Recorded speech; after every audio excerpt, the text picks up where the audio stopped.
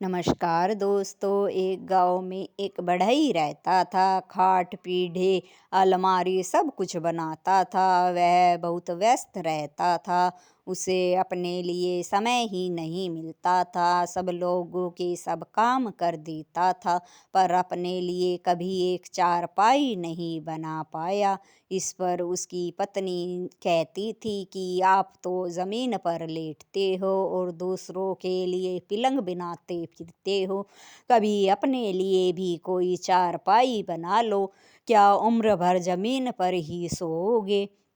इस पर बढ़ई कहता है, तुम तो जानती हो कि मुझे समय ही नहीं मिलता।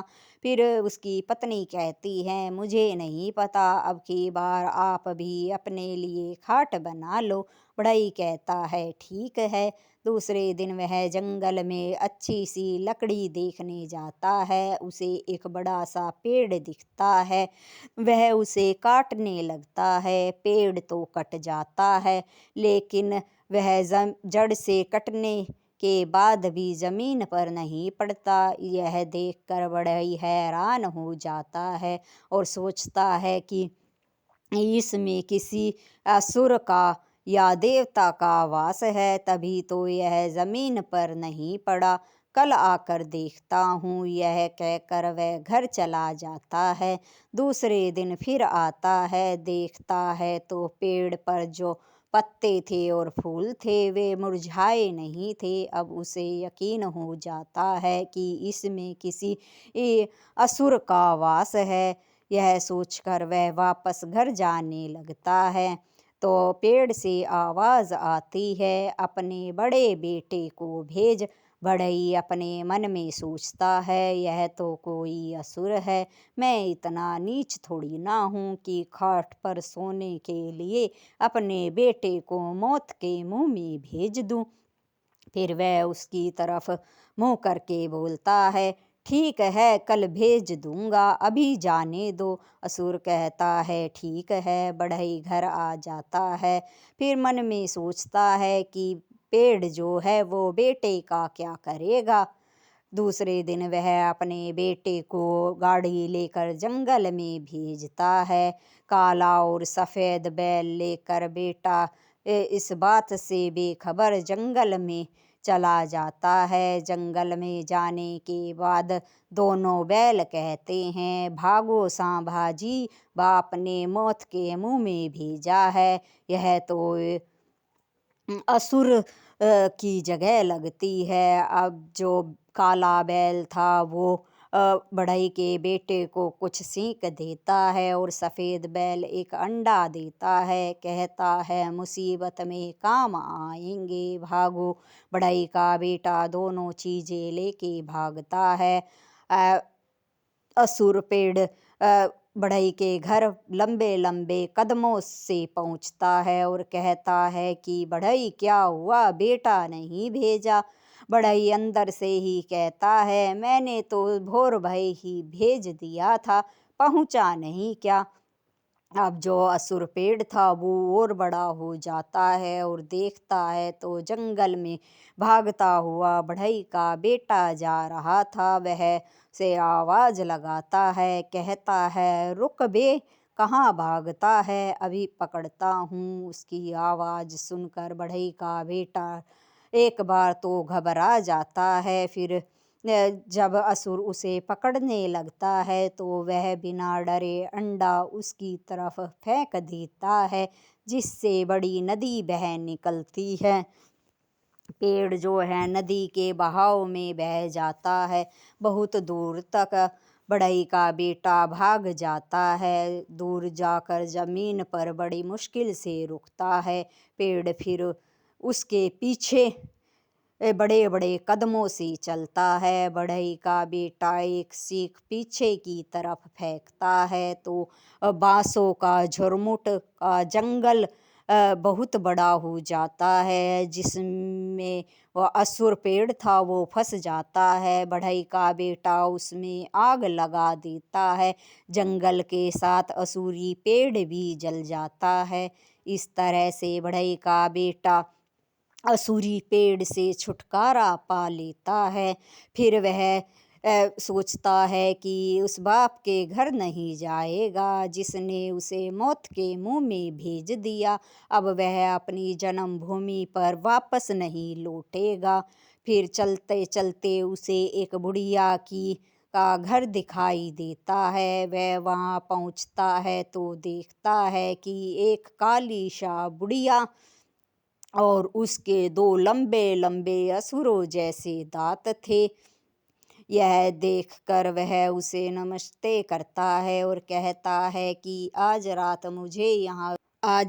मुझे यहाँ रुक जाने दीजिए, कल मैं चला जाऊंगा। बुढ़िया उसे देखती है तो उसका जी ललचा जाता है। दरअसल वह एक राक्षसी थी और उस लड़के को देखकर उसका मन मचलने लगता है कि इतना कोमल मांस बहुत दिनों के बाद खाने को मिलेगा। वह उस लड़के से कहती है कि बेटा, मेरा भी इस दुनिया में कोई नहीं है, तुम यहीं मेरे पास रह जाओ। मेरे मरने के बाद मुझे मुखाग्नि दे देना। अब जो था लड़का यह सोचकर हैरान हो जाता है कि अगर इसका दुनिया में कोई नहीं है तो इसका गुजारा कैसे चलता है। वह मकान में चारों तरफ नजर करता है तो उसे हड्डियों के ढेर दिखाई देते हैं। वह जल्द ही समझ जाता है कि यह कोई राक्षसी है। फिर वह बुढ़िया से कहता है, ठीक है, मैं पोखर में नहा कर आता हूँ। बुढ़िया इस बात से अनजान थी कि उसे पता चल गया है कि वह राक्षस है। वह पोखर का बहाना लेकर वहाँ से भाग जाता है। बहुत देर तक जब वह वापस नहीं लौटता, बुढ़िया तिलमिला उठती है और अपने बच्चों को आवाज़ लगाती है जो पहाड़ी पर रहते थे।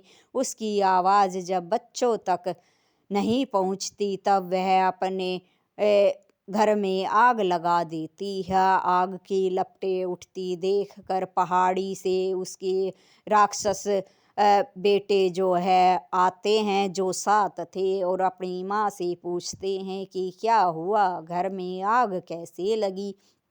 तब वह कहती है कि यहाँ पर एक मानव का बच्चा आया था जिसका कोमल मांस था। मैं उसे खाना चाहती थी लेकिन वह भाग गया, उसे पकड़ कर लाओ। असुर आसमान की तरफ देखते हैं तो उन्हें पेड़ पर चढ़ा हुआ एक आदमी दिखाई देता है। वह उसी पेड़ के नीचे पहुंच जाते हैं जिस पर बढ़ई का बेटा चढ़ा हुआ था। बढ़ई का बेटा जो है पेड़ की डंडी से सातों का जो है सिर काट देता है। खून की नदी बह जाती है। बढ़ई का बेटा उसमें हाथ धोता है और आगे निकल लेता है।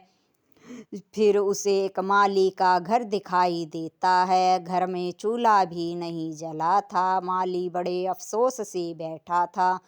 बढ़ई के बेटे ने पूछा, क्या हुआ। माली ने कहा कि इस राज्य में एक असुर रहता है। वह हर रोज किसी न किसी को खा जाया करता था। इसलिए राज्य के राजा ने ये तय किया था कि हर घर से हर रोज उसके लिए पर्याप्त भोजन जाएगा। इस तरह से सभी का नंबर पर ही उसे खाना मिलेगा। वह और किसी को कुछ नहीं कहेगा। आज मेरी बारी थी और मैंने अपना घर बेचकर उसके लिए जितना भी खाने का सामान जुटाया उससे भी उसका पेट नहीं भरा।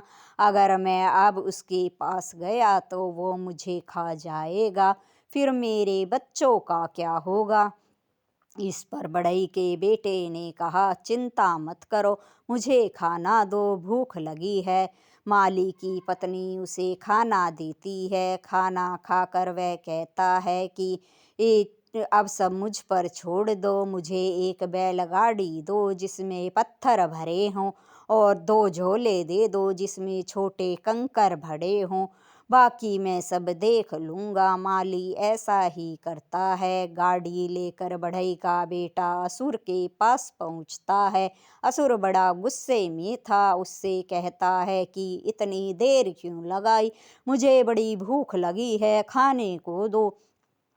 बढ़ई का बेटा जो है पत्थरों की भरी गाड़ी उसके मुंह में उड़ेल देता है। राक्षस यह भी नहीं देखता कि गाड़ी में क्या है। वह मुंह खोल लेता है और जब कंकड़ पत्थर उसके मुंह में जाते हैं उसके दांत सारे गिर जाते हैं, मुंह से खून बहने लगता है। राक्षस बड़ा गुस्सा होता है और कहता है कि तुमने ये क्या किया। फिर जो बढ़ई का बेटा था वो कहता है कि अच्छा तो ये लो गरम गरम चने, अब की बार चने चबाओ, बहुत अच्छे हैं। राक्षस बिना देखे मुंह फिर खोल देता है। बढ़ई का बेटा छोटे जो कंकड़ थे फिर उसके मुंह में उड़ेल देता है। राक्षस के रहे सहे दांत भी टूट जाते हैं। अब उसकी शक्ति बिल्कुल खत्म हो गई थी। फिर बढ़ई का बेटा तलवार से राक्षस का सिर काट देता है। जब इस बात का पता राजा को चलता है तो राजा बढ़ई के बेटे को राज दरबार में बुलाते हैं, क्योंकि राजा ने ऐलान किया था जो भी इस राक्षस से राज्य को छुटकारा दिलाएगा राजा उसे अपना आधा राज्य और दे देगा और राजकुमारी की शादी उसके साथ कर देगा। वह बढ़ई के बेटे से कहता है कि अब से आधा राज्य तुम्हारा है और राजकुमारी की शादी मैं तुमसे कर दूंगा। फिर राजकुमारी और बढ़ई के बेटे की शादी हो जाती है। आधा राज्य लेकर वह उसी राज्य में रहने लगता है। वह बड़ा ही खुश था। कहानी उसने अपनी चतुराई से राक्षस को भी हरा दिया। कहानी अच्छी लगी हो तो लाइक शेयर और सब्सक्राइब ज़रूर करें। बेल आइकन को प्रेस करें ताकि नई नई कहानियों की नोटिफिकेशन आपको सबसे पहले मिलती रहे। धन्यवाद।